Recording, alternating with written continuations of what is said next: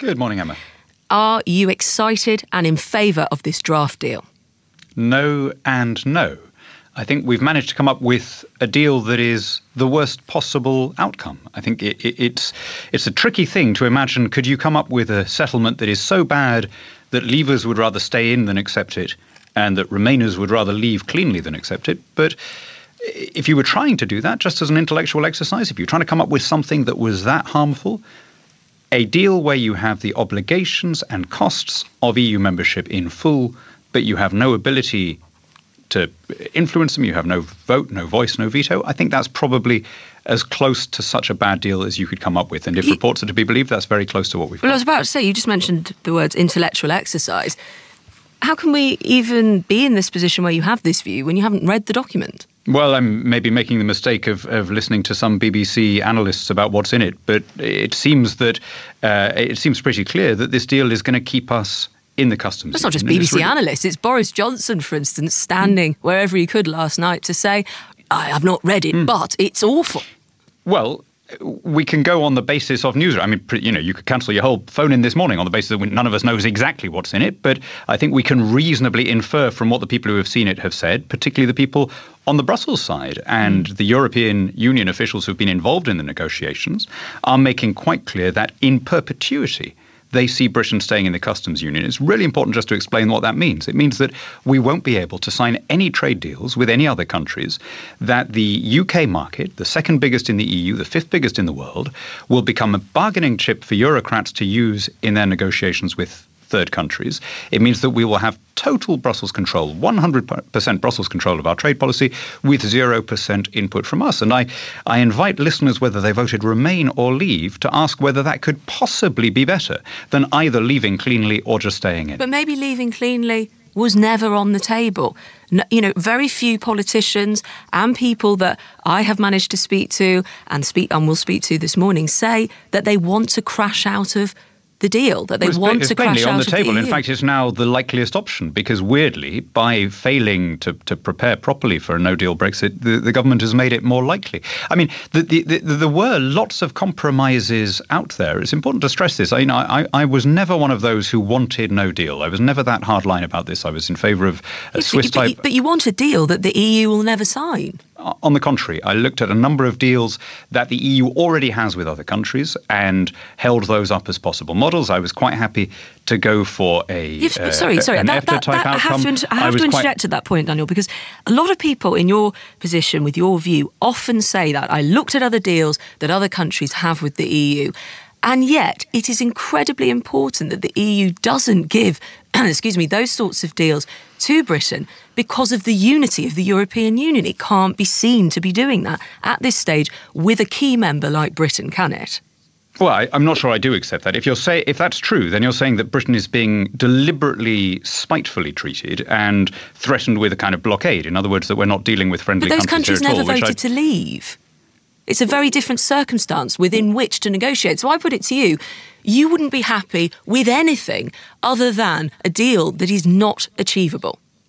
On the contrary, I was prepared to go along with checkers. I was prepared to go along with an EEA-type outcome, all of which has been approved as kind of feasible and within the landing zone.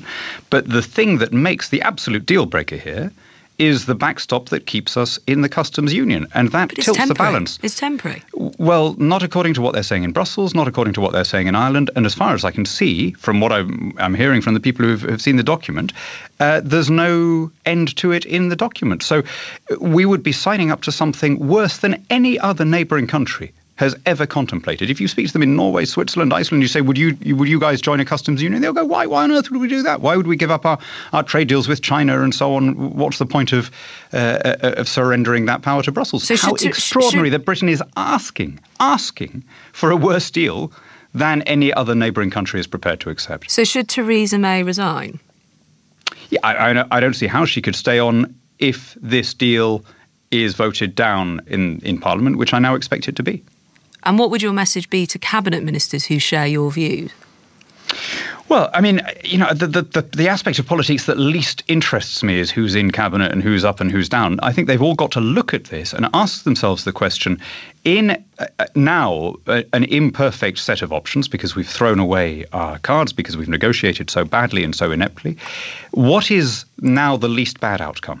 And in my view, this is now a worse outcome than either risking a second referendum, which I think would be boycotted by Leavers, or staying in as we were, or just leaving and having a normal WTO relationship with the EU in the way that the United States or Australia has. All of those are now less bad outcomes than this deal. I think there are still deals that we could put in place that would be better than this one. Cabinet ministers and MPs will just have to ask themselves, in the hierarchy of preferred outcomes, where does this come? And for me, it comes right at the bottom.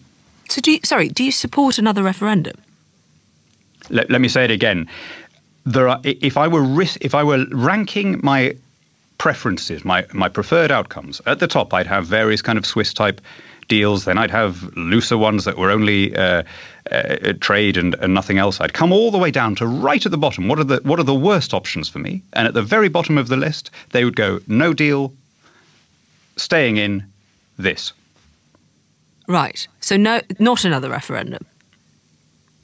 Well, I mean, the point. That's quite a clear question. You don't want another referendum, but I'm sure Theresa May also had an order of things that she really would have liked to have achieved. But this is what we've got. Yeah, but her order was very different from mine because she obviously was relaxed about staying in the customs union. That was clear throughout the talks. But the reason that this is an important question... You don't know that she was relaxed about staying in the customs union. I infer from what I hear from our negotiators. But I think this is a quite important point to pursue. I mean, the way in which this deal is now going to be sold in Parliament is that the Eurosceptic MPs will be told, well, it's either this or risk extending Article 50 and staying in.